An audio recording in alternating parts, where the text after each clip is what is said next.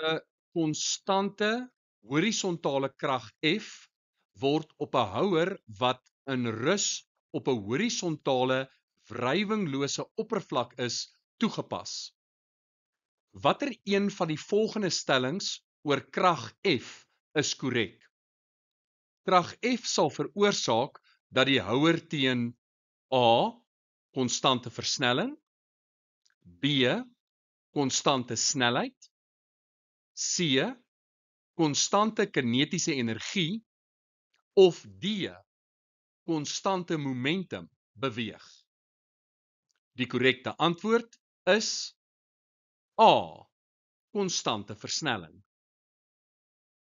Volgens Newton se tweede wet is die netto krag gelyk aan die massa maal met versnelling. Nou in hierdie geval weet ons daar is geen wrywing ter sprake nie. Met ander woorde, die horisontale krag F is die enigste krag wat hierso van belang is. En omdat daardie krag F konstant is, gaan die netto krag konstant wees. En omdat die massa konstant is, moet die versnelling ook konstant wees.